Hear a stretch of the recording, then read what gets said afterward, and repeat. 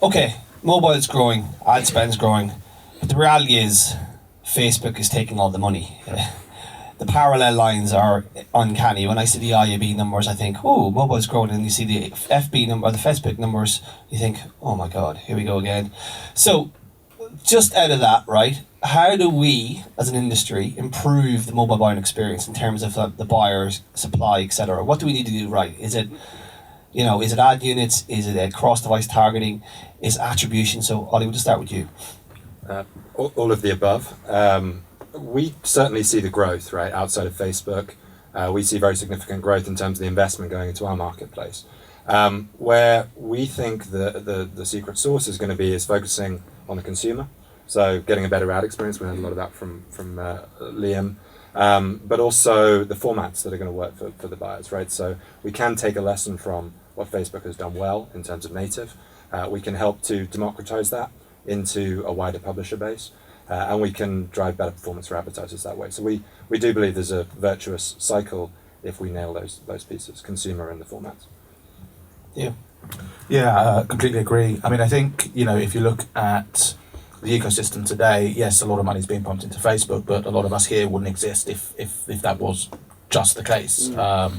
We're all running sort of healthy businesses. I think if you look at mobile and you look at the journey of mobile and where it's come from, I think it started probably in not a great place in terms of the data points that it was using to drive relevancy, to drive dynamic creative, which we were talking about, Liam. We were taking desktop strategies and trying to apply them to a cookieless environment, which was mobile. I think that Facebook have actually shown the way that good data plus relevant creative equals happy consumers and good revenue. So I think that's the lesson, right? It's how do we get better data points and how do we use those to deliver relevant messaging to consumers. And Liam, do you think that there's a tendency, right, for big agency groups, I'm not including you because obviously you're way ahead in terms of innovation and skill sets than the rest of the media buying groups, but my point is there is a tendency to sort of click a box with Facebook, and then Facebook, your mobile buying because it's cross device, right? So for us, for agencies to buy across mobile, do you think the mindset and skill sets have to change within the agents themselves to be able to execute these mobile only buys outside of Facebook, that is? So from our perspective, so I should have mentioned this earlier, but our mobile team at Essence is notoriously quite small. So it's effectively me and our head of mobile and then Sportsman as well. So one of the reasons we do Small that, but mighty. thanks. So one of the reasons we do that is because we've intentionally kind of upskilled the rest of the agency to prepare themselves for, I guess, this mobile revolution we're talking about, and make sure that they are equipped with what they need skills-wise to manage or buy campaigns cross-device. So we don't necessarily have siloed teams of mobile planners or buyers and then desktop planners or buyers or any other platform as well. But instead, the way it kind of works is that I will sit with those teams just to run through them any new developments across mobile specific suppliers, and we'll ensure that everyone with the agency is kind of upskilled across those. And just on the point around Facebook as well, I think Facebook are great because obviously they offer some great scale, they've got some great data and all the rest of it, but I think one of the challenges they have is how quick they can move. So obviously one of the reasons why XAD exists is because they cracked being able to offer GPS targeting at scale and then profile people based on their historic location. I don't think Facebook are really ever going to get to that point. So there's always going to be a need for that level of targeting or that kind of opportunity on a plan that Facebook can't deliver on. So there will always be those smaller players that can kind of fill that gap. And do you think that the silo approach by some agencies has kind of affected that buying up the buying, so the capabilities of agencies? Like, so you say that you talk about infusing your mobile knowledge across the group, across the agency themselves, but do you think that having silos has inhibited probably growth in mobile? Yeah, I mean the thing is, the reason we aren't siloed is because we do believe that having a siloed situation won't secure a mobile forward approach in the future. So yeah, I agree with that. Daniel, I can't see your face. You got such a beautiful face too. Tell me about the Guardian's approach to this. I mean, obviously you're a big media player in the business. How do you sort of approach the mobile piece, and how do you sort of sell into the agencies like Liam, etc.? Yeah, so I guess we regard mobile as a huge opportunity, on the basis that now 70% of our page views come from mobile devices, and when you look at audience behaviour, we now know that 1 in 3 users are consuming their news via social. As well, or stimulated by social. So I think there's kind of a huge opportunity there. And we look at Facebook and what they've done with native, and what we see is a really simple, scalable solution that makes it very, very easy for buyers to add into the plan. But I think the beauty is in the fact that actually buyers don't need to make a conscious effort to buy mobile for Facebook, and I think that's where I'd say The Guardian and other traditional publishers are very different. We make it tricky for ourselves. We take to market, I suppose, a proposition that we have confidence in. We have a really high value audience. We have really rich editorial content and quality contextual environments, and that delivers a really valuable attention across our audience as well, which our advertisers can benefit from. But I suppose the way that we sell mobile is, and mobile, and we as an add-on. As an add-on, Yeah. yes, rather than kind of the ubiquitous. Well, mobile is part of that, and I think that's where it's a challenge. And actually, on the buy side, so I suppose I sit across buy and sell, and it does look pretty similar, and I suppose it becomes quite challenging just to kind of integrate from a traditional publisher perspective, just to integrate mobile as a default in the way that Facebook have. Yeah, so this kind of brings us on to the next subject, which is basically the idea of cross-device targeting, right? Which is probably the biggest hindrance for most traditional publishers. Ollie, we've seen Telenor, a Norwegian telco, buy Tapad for device graph. So this is their battle against deterministic data, which is the logged in data that Google and Facebook and all the rest of these first party fiefdoms have, versus the rest of us. So how can we play in that area? I mean, obviously logged in data is very, very solid first party data. So how do we play in that space? So I think there's a few kind of responses to it. One is collaboration, right? Across industry collaboration, which we've seen in the desktop world with cooperatives. As you start to look at the mobile world, the sharing of data across, the sharing of potentially limited data across multiple media owners can help to address that somewhat. I would point to the future part, and I know you're keen to focus on the today, but the notion that once we get to a more connected world, probabilistic models will be important in terms of a user passing a billboard, for example. Not necessarily something that you're able to, from an omni-channel marketing perspective, deliver through deterministic data, but would need a blend of deterministic and probabilistic. So I think, yes, today that deterministic data, those fiefdoms, as you call them, are very, very important. But I think that greater interconnectedness across media will lead to many more types of targeting that will be valuable.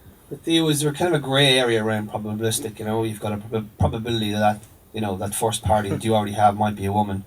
And then if you use a device graph, it might turn out to be a small boy. There's always a probability that it might not be the person you think it is. Yeah, so I think that's the name, probably, right? It's probably that person. It's probably on those multiple devices. I mean, I think it's evolving, and it's evolving quickly. I think there are different kind of methodologies that, if you speak to the different vendors out there, it all kind of revolves on sort of cross-hashing IPs and so forth. I think it's really interesting, because I think if you look at it, deterministic is actually, it's good and bad. It's good in the sense that you have a better data point cross screen, but ultimately, if you're a brand, if you're an agency, if you're someone that's doing business with deterministic, then you're probably doing business with one of the gaffer companies, and you're locked into that ecosystem. So it's not true cross screen. It's in the ecosystem, right? It's a walled garden, a walled garden, a walled garden, correct, a walled garden. right? And there's no interoperability between the four of them, because they all hate each other. So is it really cross-device and no? So I think really the point here is that we love jumping ahead and trying to solve problems before we've actually solved the problems that exist today, which is mobile, right? Let's just try and get mobile there, and then let's try and look at cross-device, and I think these things come in order. So it is important, of course it's important, and we're moving to a world where brands and CMOs and agencies want a kind of dashboard that tells them exactly how their media is working and how attribution is flowing through each of the touch points. But I personally believe that we still have a lot of work to do on just the devices themselves. Yeah.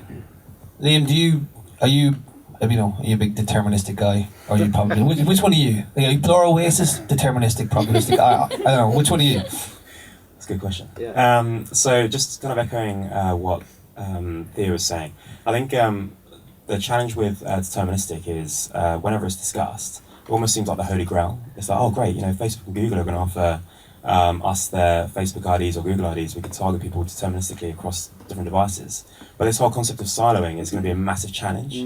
So it's no secret that Google and Facebook will only allow this to happen across their existing stack. So going back to what I was saying before around flexibility, so this lack of flexibility, let's say with Facebook, whether that's a creative thing or data or whatever, will also ring true as part of cross-device as well. So I think what this will boil down to, so just going back to your original point around deterministic or probabilistic, I think it really depends on the client, the objective and the campaign, etc., and understanding what things you are willing to sacrifice. So whether it's the creative delivery or your ability to match people deterministically, it's a conversation that planners need to be having and understanding what things they can sacrifice and which route they want to be going down. Danny, this idea of working with other publishers, is that something you see that happening? It's happening now, obviously, with Pangea, but do you see that happening on a data piece as well? Being able to scale that first party bit of data you have?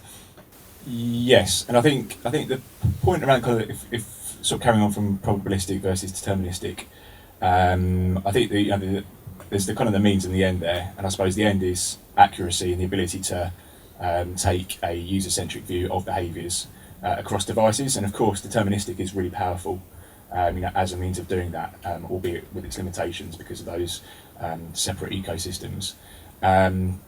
And I suppose what we have at The Guardian is a base of users on which we can model. So we have seed data, and I suppose we're increasingly turning to our own data science function as a means of making sense or deriving value from that, because of the level of transparency that can give us. And it's delivering accuracy. It's still relatively early days, but I think that will be an interesting route to explore. And I think I think the point around partnerships or alliances or collaboration, I think that does obviously create an opportunity to, I suppose, increase the amount of seed data we have as a collective, and to increase the accuracy. And I suppose The Guardian looks at those types of opportunities with appetite. We've got the Pangea Alliance, where we work with the likes of the FT and Thomson Reuters and CNN, amongst others, and we're working to share inventory and some of our data.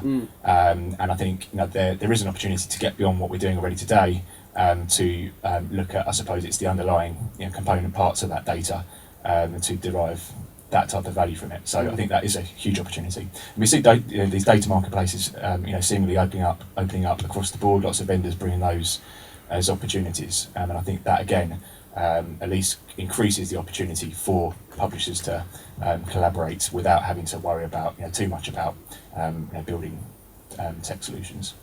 Theo, let's talk about another piece of data, location data, your favourite subject. Yes. Let's talk about it because it's obviously relatively new from a sort of media buying perspective. Let's talk about in terms of mobile, particularly from the buy side. How are you using this in sort of campaigns? How are you sort of enriching the campaigns you have and targeting? And can it give us a context of where that might be used? Sure. So, if you think about what I said earlier on, which is that I think mobile had learned a lot of, I suppose, bad habits from desktop in terms of strategies in a cookieless environment, you need to look for a signal that can probably do what a cookie does in desktop, right? If you think about a cookie in desktop, the sites that you have been to, the sites that you might be looking at, where you might be going in terms of websites, that tells us a lot about you, right?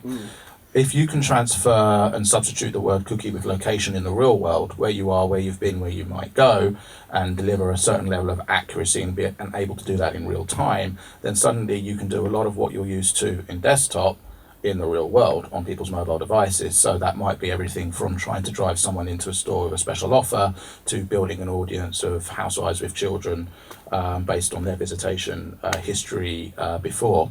Couple that together with some of the analytics and the insights that you're used to in desktop and being able to deliver that in the real world, because that's really what we're talking about. Suddenly you have a massive opportunity. So I think location has been around for a long time. I think that it's been probably not utilised in the right way or little understood as an opportunity, because a lot of the tools, a lot of the technology that we have has only really recently been coming to the fore. So hence the work that we've done with these guys, being able to deliver case studies that not only focus on things like, secondary action rates of video views through a banner or a video or whatever that may be, but actually measuring things like store visitation. It also feels like a true mobile data point in the sense Yes. that you're on the move and you could be at a concert, or you could be walking past your favorite store, and then you'll get all these offers, whether it's a direct response or a branding campaign. So it feels to me like it's a proper mobile data point. Yeah, exactly. And what's been missing is two things really up until now. One is actually trying to make sure where there's lots of location signals that these things kick out, and you've got to verify in real time if they're real or not. Yeah. So actually there's a huge amount of wastage there. The second thing is actually everything that's out there in terms of the points of interest. If you take my example earlier on, if they really are the equivalent of websites, you've got to make sure that those points of interest are accurate, they're indexed, which is what we do via a technology called Blueprints, and you can decision against that in real time. Do those two things, and then suddenly you have this massive opportunity out in the real world. And Ollie, from the supply side, is it a case of it just increased the value of a publisher's inventory? Is it more of an enriching thing? How is a publisher going to use this to kind of make more money effectively? So yeah, absolutely. It's about supply enrichment. If I look at the sort of packages that XAD have, for example, in our orders platform, those are around things like the Rugby World Cup, being able to target stadiums where people are, but it's across 30,000 odd apps, right? And those apps are getting the incremental benefit of the demand that location data is pulling in. So yeah, absolutely, it's about increasing the throughput. I think there was an interesting study out yesterday with Accenture saying that 47% of consumers were keen to get more in-store information, right? And John Lewis has been doing a whole load of work recently with QR codes in their stores, but only 7% of retailers are actually taking that opportunity today. So I think the upside for location-based targeting as people are out and about, and that is across any different media owner. So it could be gaming apps, it could be The Guardian, it could be any different media owner. The opportunity to get more throughput on that ad inventory is pretty significant at much higher yields, obviously. That leads us nicely on to the programmatic conversation. And Liam, I mean, as a mobile buyer, you must just see an unbelievable amount of buying points in mobile. It's such a fragmented space for a buyer. So let's talk about programmatic from the perspective of being able to knit all these different pieces together. Like obviously, there's still a lot of IO business in mobile, but it just seems to be not a scalable proposition in many respects. So are you seeing programmatic as the key to knitting this entire framework together? I mean, is that the promise you see? I wouldn't necessarily say it's there to knit, but it's more a case of just to be able to access. So I think what we're doing is obviously Google being one of our biggest clients, we lean quite heavily on DBM, so DoubleClick Bid Manager. And what we do quite regularly is we'll have conversations with the likes of XAD, for example, and various other suppliers to engage them on P&P conversations. And the challenge we often have is that because DBM is a bit of a beast, as you'd imagine, the time it takes to integrate these things can be quite lengthy. And it's not really down to the suppliers. It's much more a case of DBM ranking people and getting them on board. So one of the reasons I'm bringing this up is because we've actually done a really well, not me personally, but our programmatic team. I've done a great job at scaling mobile programmatically by accessing obviously exchange inventory while at the same time having these P&P conversations at the same time. And what we're doing as well is we're integrating Google's first party data to allow us to then, so for example, the Google app, if we're running a campaign that's trying to target new users, the ability to understand if they do or don't have the app is one area, but then if we want to re-engage other users, then the ability to understand how lapsed they are as a user and then decide which message we want to be sharing with them as well. So just to answer your question, I think for us, programmatic is a means for us to to be accessing information. But in terms of knitting it together, I guess it's the approach we take in terms of combining the PMPs with the exchanges as well. Daniel, from a publisher perspective, I take there's a lot more mobile buyers out there, like, you know, whether they're trying to get their app downloaded or trying to run a branding campaign. So does it make a lot of sense for you guys to kind of have a very, very sort of forward-thinking strategy around programmatic, particularly mobile? I think there's a massive opportunity there. Again, I've referenced kind of the fact we've got a huge audience, which we'd assert with confidence, is of high value. But what we haven't seen at The Guardian is the spend follow the changes in the behaviour in our audience in terms of the amount of time that they're spending within mobile web and mobile app. Why is that, do you reckon? So I think for the reason I mentioned earlier, that's kind of one thing. We've done a lot of work in terms of the actual mobile proposition itself in actually removing banner ads. We just run MPUs. There's a huge focus on device optimization. We've got pages which are extremely quick to load and light to load as well. But I suppose the challenge then is how you I was going to use shoehorn, but maybe that's the wrong word. Shoehorn creativity kind of into that, so that you do you are sympathetic to the user experience whilst giving an opportunity for brands to take advantage of that. But in short, I think we've got a huge amount of work to do, and another specific challenge is around location. I think kind of data versus privacy as well, which The Guardian is sensitive to on behalf of its users. When it comes to us taking location data, where actually that becomes an opportunity to work with the likes of XAD around how we can collaborate and how we can actually open up a combined opportunity to the buy side. Just curious though, given the limited real estate that's on the mobile, I mean, as you said, you got one MPU in it. Does that mean you have to start looking at the pricing you have on mobile? Because let's be honest, your mobile CPMs are are pretty low compared to desktop, right? And you've got more opportunity to put ads on the desktop page, and video is easier to do on desktop. Like, mobile has its inherent problems, particularly with people who've got really crap data plans and can't load video. So how do you make sense of all that? Is it still sort of a challenge for most publishers to say, right, all my users are coming here, I'm still not making enough money? So what's the set of panacea, you think? Well, I think for mobile programmatic, or I suppose programmatic, it's about, from a publisher perspective, it's about maximising demand and bid density. And I suppose that's where we do see a challenge around mobile. And I suppose it is the compounded impact of lots of different things in terms of the formats we can offer up, the limitations we have around user location. And then also, I suppose, the demand from the market for formats that look to have healthy CPMs against them, but we deem to be interruptive to our users. So yeah. I think that is partly down to fragmentation, but I think also represents an opportunity. I don't think we know the answer to that, but we do need to do a job in, I suppose, joining some of those dots together to increase the opportunity. I think we have a hangover from the desktop world that we need to get past, right? We have some research coming out, but I think every buyer that we talk to, more and more investment is going into video. So real estate being small or not, that's where the money is moving, whether it's inline video, native video, interstitial video. All of those different sort of flavors are a very significant opportunity for publishers. I'd also come back to that notion of programmatic tying things together.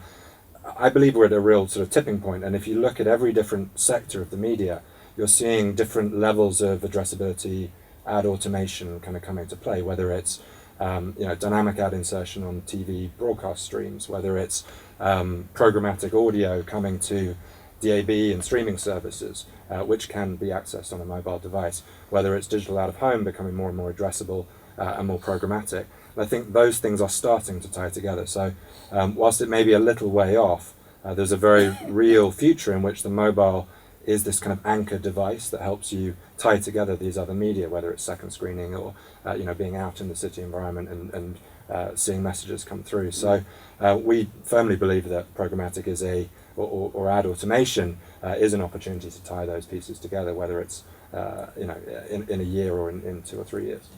But obviously, publishers still need to make cash Yeah. to support their organisation, and I suppose blending all these different types of data on top of inventory helps as well. I mean, the yield is important for publishers. Yeah, I mean, I think the market's moved on in mobile. I think for a long time, a lot of spend was coming from DR, and DR obviously has a lower yield than brand spend. And I think as data increases, I think as dynamic creative smart ads on smart devices as well, as opposed to dumb ads on smart devices happen, that means more brand money flows in, and that means that yield increases, and it is really down to the understanding of those data points and the relevancy to those audiences. And I really think that that's been missing for too long in mobile, and I think that's where a lot of publishers have struggled, because they're dealing with DR campaigns that are of a lower value than the brand money that was flowing perhaps into desktop, and especially for the kind of more premium sort of guys. Okay, this leads us on to sort of last question of the day, and it's kind of relevant to it kind of combines. It's very much focused around the user experience. I mean, we've seen the rise of ad blocking. You couldn't read a trade publication without tripping over an ad blocking article. It seems to be the main story last year, and there does seem to be sort of a knee-jerk reaction towards the way the industry has sort of, like, I wouldn't say misused or sort of mistreated the users, but forgotten about them in many ways. And then we're obviously seeing Google sort of come out with AMP, which is their answer to sort of user experience on the mobile web, which is great because it's an open platform, which is good for us versus Facebook's closed platform. So are we sort of now at an age where the user is first and foremost? I know it's obviously we all have to make money, right? Agencies have to make money, vendors have to make money, and publishers have to make money because they create content and pay their various writers and whoever else works at the organisation. But are we sort of seeing this nice sort of meet in the middle between users and our industry now? And I would caveat this, that I feel that the IAB in the US is taking the wrong direction, calling out the ad blockers. If anything, the ad blockers have done us a favour. So what do you think, Ollie? Where are we at this sort of like, let's be friends stage with our users? Absolutely, and we need to be. We badly need to be. I think it's as you say, the ad blocking is a wake-up call. Is AMP and instant articles, are they the be-all and end-all solution? Probably not in terms of monetization today, but they've got the right sentiment, or AMP has the right sentiment, which is put the consumer first. The challenge will be, can you monetize as a media owner? Can you monetize to the same degree in that environment? And I think that's time will tell on that. But yes, we have to get better creative, less creepy on our targeting, and we have to look at ways to make the page load faster and cheaper for the consumer. So. Deal. Yeah, I think for me it's kind of common sense. Deliver better ads, more relevant ads, make the experience better. Apple have proved that time and time again with their devices. The iPhone is a success because they've humanized technology. They've made it a great user experience, and consumers love that. So if we can do the same thing in the industry when it comes to the content and the ads that we work with on these devices, everyone's going to win. But there's work to do. Liam. So I do believe that it's been a bit of a knee-jerk reaction, to be honest. I don't think anyone's necessarily going to lose sleep immediately anyway, so that's good. But one thing I would say is no matter how much Google do with AMP and suppliers do with being sensitive about how you're using data, the biggest challenge which will always remain is the way that mobile is perceived from the creative perspective.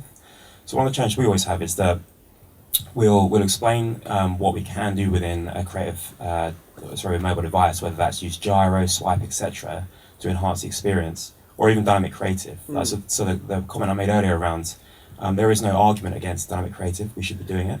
Would that, not from a retargeting perspective, or what sense would you use it? So the way I'd use it is from a feed-based perspective, or at least, for example, with XAD, it's being able to draw on someone's location and then deliver an ad experience that's relevant to that location.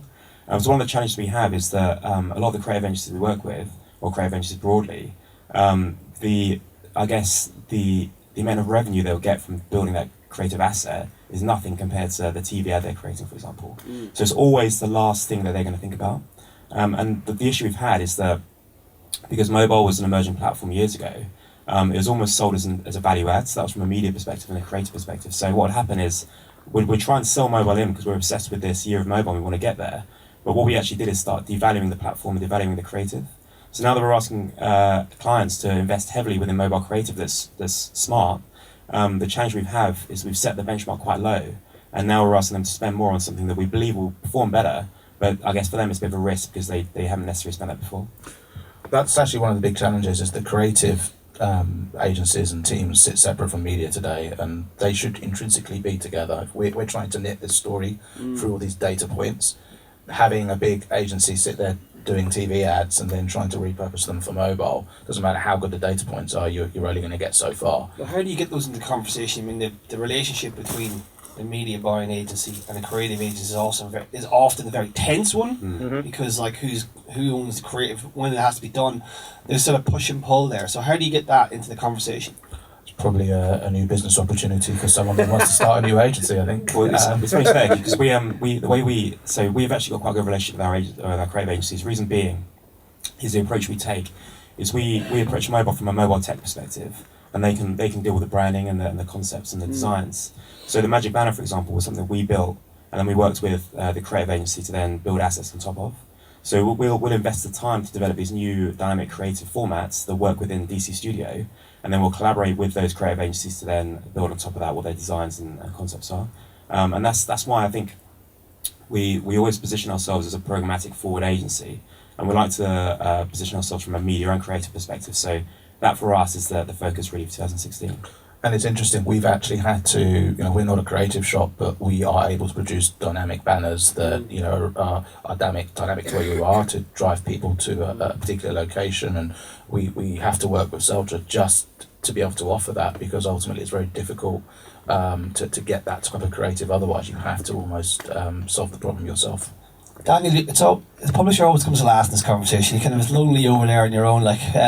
So just for the record, I'm not liberal, but I like The Guardian. I listen to its podcast every week. It's fantastic. It does great content, and I feel that as a business, I'd like to see it do well, because it does it has a very good place in reporting the world's events, etc., etc. So I'm just saying, like, it must be difficult from your perspective. Is like, obviously you value your users, people value The Guardian's content. And having that delicate balance between how much money we can make and what we can get away with in terms of pushing our users away. So how are you sort of approaching this? I suppose we're extremely sensitive to user experience, as I said, and we can't afford to alienate our audience, or I suppose to taint the Guardian brand and I suppose what it stands for. As well, and I suppose it does influence our behaviour around new opportunities. So I think we've had instant articles and accelerated mobile pages mentioned. There's also kind of, I suppose, more context, or other news in EE. I think in November announced the fact that they'll introduce or thinking about introducing network level ad blocking as well. So there's lots going on in this space, and I think again we have to kind of take responsibility for the fact that we've created it. The industry's created the whole issue around how we treat our users, and ad blocking as an output of that, because of user experience around ads. And I suppose when it comes to opportunities and us looking forward, I guess we have an appetite to collaborate with the likes of Google and Facebook. We see working with them around those products is a huge opportunity to increase our reach.